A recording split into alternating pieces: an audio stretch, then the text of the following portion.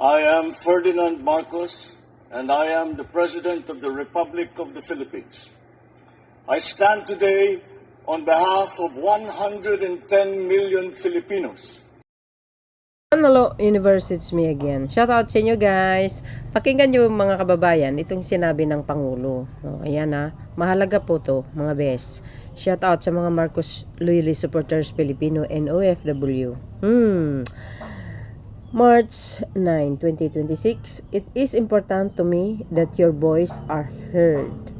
When a process makes life harder for Filipinos, it is the government's responsibility to fix it. In the Bagong Pilipinas, we are building government must work for the people and make life easier for every Filipino. Yan ang magandang mindset. Yung mga ganyang idea. Importante ito. Kasi, importante ito guys dahil mga past administration, pahirapan lalo na yung pagkuha ng birth certificate, mga NBI, lahat-lahat. Sobrang hirap, no?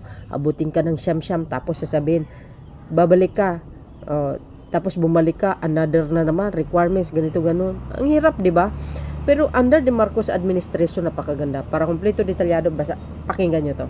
Ang 2 linggo ay nag-vlog tayo tungkol sa mga polisiya. Laking gulat namin na makita namin ang comment section dahil sa dami ng suggestion ninyo. Tama lang, naihiyag ninyo ang inyong mga saloobin. At wala ring malaki o maliit na hinaing, lahat po yan ay problema basta pabigat sa pamumuhay ng tao. At nandito naman kami para makinig at aksyonan ang mga bagay-bagay na yan. Basahin natin ang ilan sa inyong mga suggestion.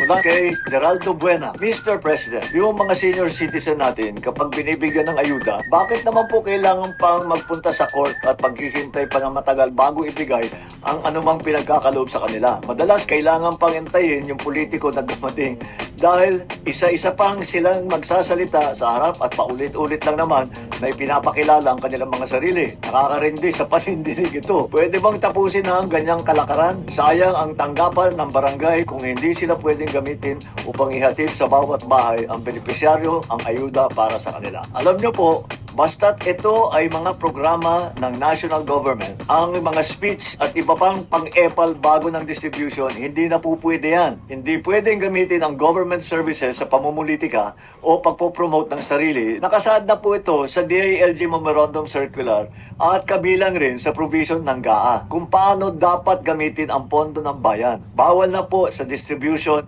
ng tulong na nanggaling sa national government. Sa distribution naman, pinapag-usapan na ang pag-digitize na proseso. Baka pwedeng GCash. May ibang mga LGU na gaya ng Makati na sinusubukan na ang ganitong sistema. Dapat tignan pa rin ng mga local government unit ang modelong ito. Aralin ang sistema at unti-unting maimplementa. Basta't sa national government nang galing yan, mabilis na. Di ka na kailangan makinig sa mahabang speech ng mga politiko. Ito ay nanggaling kay Bong Dalo. Dapat pong padaliin ang pag-correct sa birth certificate. Kasi po, ang ginagawa nila ay paisa-isang letra lang po. Kung mali ang pangalan at apelyido at birth date, minsana na lang po. Kung late registered naman, ay papupuntahin ka pa kung saan ka na ipanganak. Andito ako sa Luzon, tapos doon ako pinanganak sa Mindanao. Ang layo naman. Magkano pang gastusin? Kawawa naman ang tao. Ay mukha talagang pahirapan ito. Sa tingin ko, sa mga nagagawa na ating improvement gamit ang e-gov at internet, dapat ay isa na ito sa mga serbisyong hindi na nating inaalala. Napaka-basic naman yan. At ilang oras ang kakainin sa inyong araw para lang pilahan ng iisang dokumento. Nitong nakaraang linggo lang, sa pamamagitan ng PSA o Philippine Statistics Authority, meron na tayong PSA e-certificate service. Dito na kayo makakapag-apply ng digital copy ng inyong birth certificate, marriage certificate at iba pang mga dokumento. Dapat ay kasama na ng PSA ang ganitong serbisyo. At kung magre-request ng physical copy, ay dapat naman sa kahit saang branch ng PSA, pwede nang tungkunin. Ang mahalagang bahagi rin dito ay dapat i-recognize o dapat tanggapin ang mga digital document ng lahat ng opisina sa ating bansa. Dapat ito kilalanin ng bawat government office upang maging kapaki-pakinabang ito. Kung tutuusin, marami na tayong serbisyo sa e-gov na kailangan lang fully ma-integrate sa workflow ng iba't ibang opisina. We need to be open in integrating so our digitization program can succeed. But having said that, kailangan natin intindihin na ang physical appearance sa ibang proseso ay hindi natin maisawalang bahala para hindi tayo malusutan ng fraudulent birth registration. Nakita naman ninyo ang nangyari kay Alice Go At yan, exactly, ganyan ang nangyari. Fraudulent birth registration, ayaw natin naman masama sa ganyan. Mula kay Vivian Sareno, mahal na Pangulo, more training po sa mga youth na maging disiplinado kasi marami na daw pong tamad na kabataan. Sila po kasi ang pag-asa ng bayan. Salamat Vivian sa suggestion mo. Kabataan o hindi, kinakailangan talaga na mas malakas na kampanya sa disiplina. Asahan mo na may ilulunsad tayong programa sa mga susunod na linggo. MMDA Disciplina Campaign, ready to roll out na po yan. Mula kay Mona Lisa at ang kanyang suggestion ay ganito. Ang pahirapan pagkuha ng ID or PSA ng mga taong walang ID. Bongbong Marcos sana po mapansin. Lalo sa mga pinakamahihirap na kababayan natin na di nakapag-aral at di makakuha ng ID. Ito po, sa DSWD natin na siyang nag-handle ng poorest of the poor cases, meron na silang binibigay na pag-abot ID para sa mga street dweller. Pwede na rin yan pang simula. If mag-apply na sila sa barangay or other agencies ng ID, kailangan kilalanin na yan. Siyempre, wala naman pa silang government na ID. Mayroon din co-location program ang DSWD kung saan dinadala nila ang PSA sa mga payout site nila. Ang PSA naman ay tutulungan silang magkaroon ng mga dokumento ng birth certificate, national ID. Ito po ay nakita po natin at pagka pupunta po sa lalong-lalo na yung tinatawag na street dweller, nagpupunta sa ating mga shelter, kasama na po lahat yan, yung ID, yung DSWD na ID,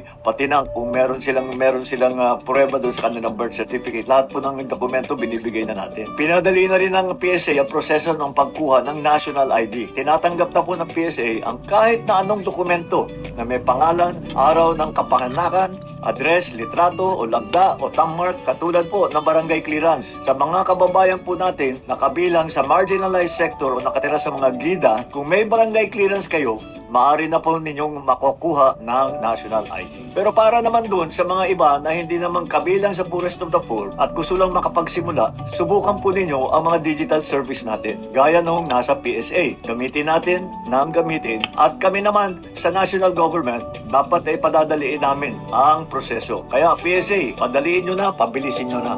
So, ayan guys mahalaga po ito. Kaya nga isi-share natin para malaman ng taong bayan. Oo nga naman, tama naman yung sinabi ng Pangulo. At ang ating mga kababayan, pahirapan talaga, di ba? Yung kumuha ka ng mga dokumento. So dahil dito sa sinabi ng Pangulo, so I think, hindi na siguro abutin ng siyam-siyam, no? Kaya ngayon ko lang nakita ito guys, hindi ko na na-share. So, dahil ngayon na-share natin, kaya ano po ang masasabi nyo dito? Di ba maganda yung ganyang idea ng Pangulo? Kasi in the past, admin, wala silang ginagawa You know, katulad ni sinasabi ko, pupunta ka sa NBI, sa PSA, mag-inquire ka. Ang daming sichi-burichi talaga. Ang daming requirements. Ay, grabe, pabalik-balik ka. Ang pamasahe mo kaya. Di ba, pagdating mo doon, mayroon na naman sasabihin na ganito, ganon.